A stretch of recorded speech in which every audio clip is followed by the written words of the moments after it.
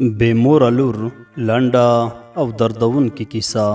امید لرم چې تر پایه پورې راسره واورئ.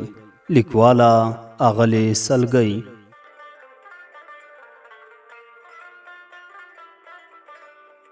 دا زما د ژوند هغه رښتینې کیسه ده چې هره پاڼې له اوښکو، انتظار او بیلتون ډکه ده.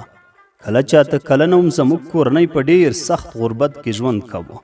پلار مې کار نه درلود، خو موږ ماشومان د ژوند له سختیو نه وو خبر. هر ماښام به مو له پلار څخه د خوږو پیسو شیانو غوښتنه کوله، خو هغه به یوازې مسکا کوله، په داسې حال کې چې سترګې به یې له اوښکو ډکې وي او زړه به یې له درد څخه درزېده. ورځ مې پلار وویل که ستا مشر ورور بهر ته لاړ شي، ښایي زموږ د ژوند تیاره ورځې بدلې شي. موږ ماشومان خوشحاله شوو، ځکه فکر مو کاوه چې ورور به مو زر بیرته راشي. خو مور مې چوپه وه، د هغې سترګو راته هر څه ویل. هغه پوهېده چې دا سفر یوازې سفر نه، بلکې د زړه یوه ټوټه له ځانه جلا کول دي. د رخصتۍ ورځ راورسېده. ورور مې موږ ټول په غېږ کې ونیولو. مور مې په پټه ژړل، پلار مې خپل درد پټاوه. خو زه لا هم نه پوهېدم چې زموږ د ژوند تر ټولو سخت فصل همدا ورځ پیلېږي. 4 ورځې وروسته د پلار موبایل مې وشرنګېده. له بلې خوا د ورور خوږ غږ واورېدل شو. سلام علیکم پلاره، څنګه یې؟ پلار مې چې کله د ورور غږ واورېده ډېر خوشحاله شو. ورته ویل زه ښه یم زویه، ته څنګه یې؟ ورور مې ورته ویل زه ښه یم. مور مې څنګه ده؟ خویندې مې څنګه دي؟ غوښتل مې تاسو ته خبر درکړم زه په خیر سره ایران ته ورسېدم. په کور کې مې د خوشحالۍ اوښکې روانې شوې. مور مې په پټه خوله اوښکې تویولې او ویل یې زه به تاسو ته ډوډۍ راوړم.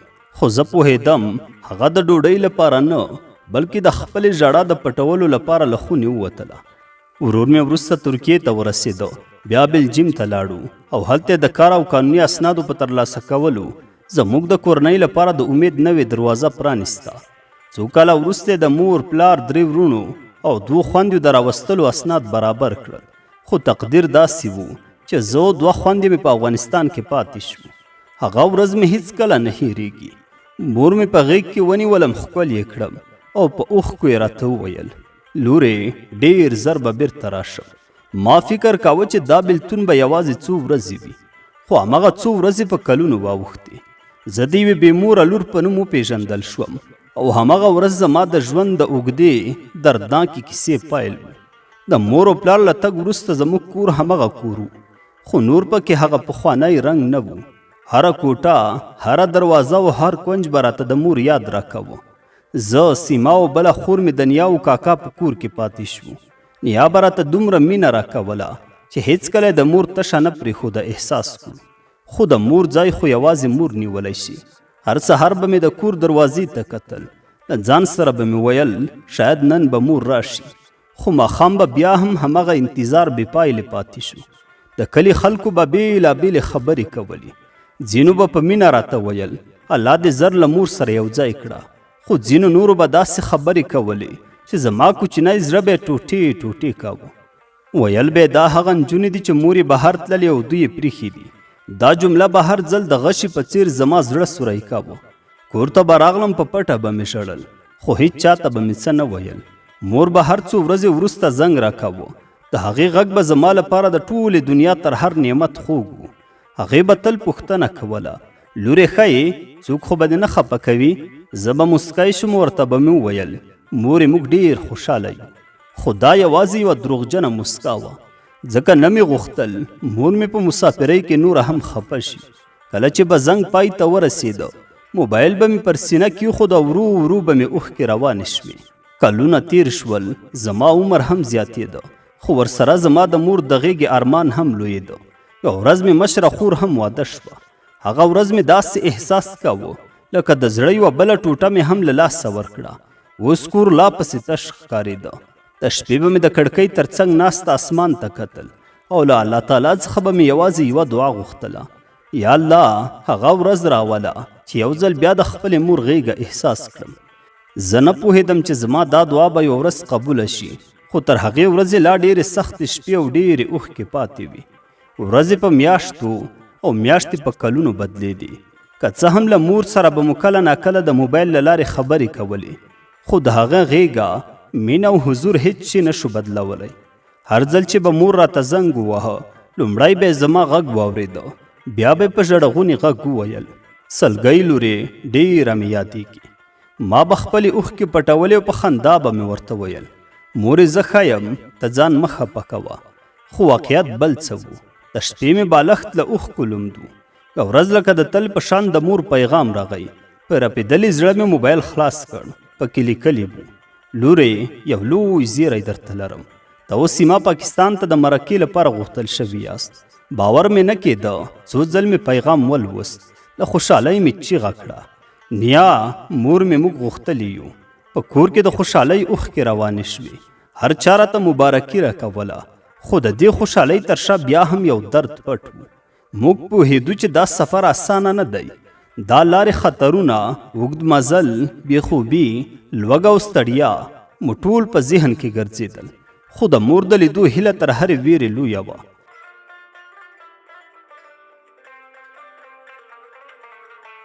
نیا مې زما لاسونه په خپلو لاسو کې ونیول. سترګې له اوښکو ډکې وې.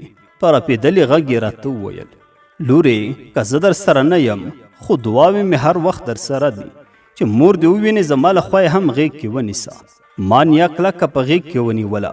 زړه مې نه غوښتل ترې جلا شم. د سفر شپه راورسېده. ټول کور ویښ و. هیڅ چا خوب نه کاوه. هر څوک پوهېدل چې سبا به زموږ د ژوند یو نوی باب پیلېږي. کله چې سهار شو له خپلوانو مو خدای پاماني واخیسته. د نیا له سترګو مې اوښکې نه بندېدې او زه هم نوره د خپلو احساساتو د پټولو له توانه بهر وم. موټر ورو ورو روان شو. ما د موټر له شیشې د وروستي ځل لپاره خپل کلی وکته. هغه کوڅې، هغه کورونه، هغه خاوره، هر څه راته د ماشومتوب د خاطرو په څیر ښکارېدل. له ځان سره مې ورو وویل خدایا یو ځل مې خپلې مور ته ورسوه. نور هیڅ نه غواړم. خو زه نه پوهېدم چې تر مور پورې د رسېدلو لپاره لا هم ډېرې سختې شپې، ستړي کوونکي مزلونه او خطرناکې لارې زموږ په مخ کې پرتې دي. له کابله زموږ اوږد او ستونزمن سفر پیل شو. هره لحظه راته داسې ښکارېده لکه یوه پیړۍ چې تېرېږي. موټر به کله په هوارو لارو روان وو او کله به د غرونو په تاو راتاو خاورو ډکو او خطرناکو لارو روان شو. د ورځې به د لمر تودوخه وه او د شپې به یخ بادونه لګېدل. نه سم خوب وو، نه آرامه ډوډۍ او نه هم دمه. خو زما په زړه کې یوازې یوه هیله ژوندۍ وه. زه به مې مور ووینم. کله چې به ستړې شوم سترګې به مې پټې کړې او د مور څېره به مې په ذهن کې انځوروله. له ځان سره به مې وویل یوازې لږ نور بیا به د مور غېږ وي. په لاره کې مو څو ځله تم شو. ځینې ځایونه دومره خطرناک وو چې موټر چلوونکي به ویل هیڅوک خبرې مه کوئ، یوازې آرام کښېنئ. د دې خبرو په اورېدو به زما زړه په زوره زوره درزېده. ما به د ماما لاس کلک نیولی و او په زړه کې به مې یوازې دعا کوله. یوه شپه مو په یوه ساده سرای کې تېره کړه. زه دومره ستړی وم چې د ډوډۍ خوړلو وس هم راته پاتې نه و. خو کله چې مې د مور پیغام ولوست ټولې ستړیاوې مې هېرې شوې.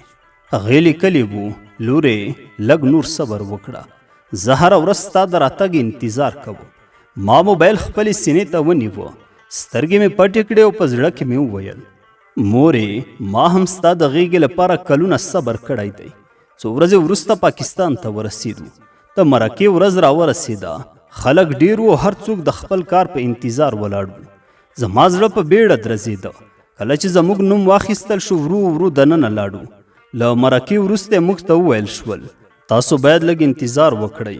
ویزه به مو راشي. یو ځل بیا انتظار. خو دا ځل دا انتظار د هیلو انتظار و، نه د ناامیدۍ. هره ورځ به مې له ځانه سره پوښتل آیا دا ځل به رښتیا د مور غېږ ته ورسېږم؟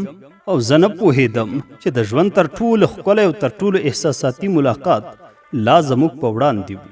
د مرکې له ورځې وروسته هر سهار به مې په همدې هیله سترګې پرانیستلې چې ښایي نن به کوم ښه خبر راورسېږي. ورځې تېرېدلې خو انتظار لا هم روان و. یو سهار زه ویده وم چې د موبایل زنګ مې واورېده. په نیمه ویده حالت کې موبایل پورته کړ. د مور پیغام و. په رپېدلو لاسونو مې پیغام خلاص کړ. پکې لیکلي وو سلګۍ لورې مبارک دې شه، ستا او د سیما ویزه راغله. د خوښۍ له امله مې بې اختیاره چیغه کړه ماما ویزه مو راغله. په کور کې د خوشحالۍ شور جوړ شو. هر چا مبارکي راکوله. خو زما زړه یوازې یوه جمله تکراروله اوس به مور ووینم، اوس به یې غېږه احساس کړم. د سفر ورځ را ورسېده. په هوایي ډګر کې مې زړه داسې درزېده لکه له سینې چې راووځي. کله چې الوتکه پورته شوه ما د کړکۍ له شیشې خپل وطن ته وروستی نظر واچوه. له ځان سره مې ورو وویل خدایه دا سفر مې د مور تر غېږې ورسوه. له څو ساعتونو سفر وروسته الوتکه په خوندي ډول کېناستله. خلک یو په بل پسې بهر وتل خو زما پښې له ډېرې خوشحالۍ او ویرې نه رپېدې. کله چې د مسافرو له دروازې راووتلم ناڅاپه مې د خلکو په منځ کې یوه ښځه ولیده. هغه بې اختیاره زما پر لور رامنډه کړل.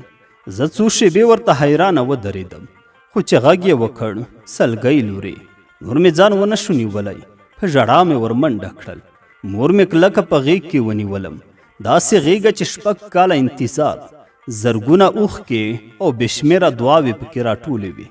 موږ دواړو یوازې ژړل. نه ما د خبرو کولو توان درلود او نه مې مور. پلار مې هم راغی. زما پر سر یې لاس راکش کړ او وی ویل شکر نن زموږ کورنۍ بیا سره یو ځای شوه. ما خپل ورونه او خویندې هم ولیدلې. هر یو بدل شوی و.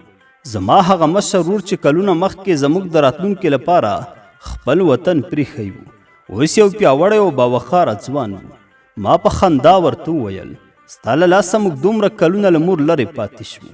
هغه مسکی شو خو سترګې له اوښکو ډکې وې. ورو یې راته وویل خورې که دا هر څه مې نه وی زغملي نن به موږ ټول یو ځای نه وو. هماغه شیبه پوه شوم چې د هرې قربانۍ تر شا یوه لویه مینه پټه وي. هغه ورځ زموږ د ژوند تر ټولو ښکلې ورځ وه. خو د نیا یاد، د خپل کلي خاطرې او د هغو کلونو درد به زما له زړه هېڅکله ونه وځي. ځکه ځینې زخمونه که هر څومره وخت هم تیر شي نښې د انسان په زړه کې تلپاتې وي. له مور سره له یو ځای کېدو وروسته مې فکر کاوه چې نور به مې ټولې اوښکې پای ته ورسیږي. خو ژوند راته وښوده چې د انسان ځینې دردونه د ځای په بدلولو نه ختمیږي. په لومړیو ورځو کې به زه هر سهار له خوبه پاڅېدم. مور به مې په پخلنځي کې لیدله. کله به مې غږ پرې وکړ مورې، هغې به په مسکا راته وویل وایه لورې. ما به منډه کړه، غېږ به مې ترې چاپېره کړه او په زړه کې به مې ویل شکر دا ځل خوب نه دی، رښتیا ده. مور به مې ویښتان ښکل کړل او به یې ویل نور به هېڅکله له ما نه لرې نه شي. خو د شپې کله چې په چوپتیا خپره شوه زما ذهن به بیرته د خپل کلي کوڅو ته لاړ. د نیا مسکا، د اما مینه، د کاکا مهرباني، د خپل زاړه کور انګړ او د ماشومتوب خاطرې به مې یوه سترګو ته درېدې. ډېر ځله به مې د نیا شمېره ډایله کړه. کله چې به مې غږ واورېده زړه به مې لږ ارام شو. هغې به راته ویل سلګۍ لورې خوشحاله یې؟ ما به ورته ویل هو نیا جانې خوشحاله یم، خو تا پسې مې ډېر زړه تنګېږي. د نیا غږ به هم پره پیدا شو. هغې به ویل زه هره ورځ ستا لپاره دعا کوم، ته یوازې خوشحاله اوسه. ما به موبایل بند کړ خو اوښکې به مې بیا هم روانې وې. هغه ورځ مې زده کړل چې انسان کولی شي د خپلې مور ترڅنګ ژوند وکړي، خو د هغو خلکو ارمان بیا هم په زړه کې پاتې وي چې په سختو ورځو کې لاس نیولی وي. نن چې کله خپل تیر ژوند ته ګورم د خدای تعالی شکر ادا کوم. غربت مو ولید، بیلتون مو ولید، د خلکو خبرې مې واورېدې، اوږده انتظارونه مو تیر کړل، خو په پای کې خدای تعالی زموږ دعا قبوله کړه. که څوک له ما وپوښتي چې د ژوند تر ټولو سخته شیبه د کومه وه، زه به ووایم هغه ورځ چې له خپلې مور جلا شوم. او که وپوښتي چې د ژوند تر ټولو ښکلې ورځ د کومه وه، زه به ورته ووایم هغه ورځ چې 6 کاله وروسته مې د خپلې مور غېږه بیا احساس کړه. دا زما د ژوند کیسه وه، د یوې بې موره لور کیسه چې ماته صبر، قرباني، مینا او د کورنۍ ارزښت را زده کړل. او زه به تر وروستۍ سلګۍ پورې د خپل ژوند هره خوشحالي د خدای تعالی شکر وبولم، ځکه له هرې سختۍ وروسته اساني حتمي راځي.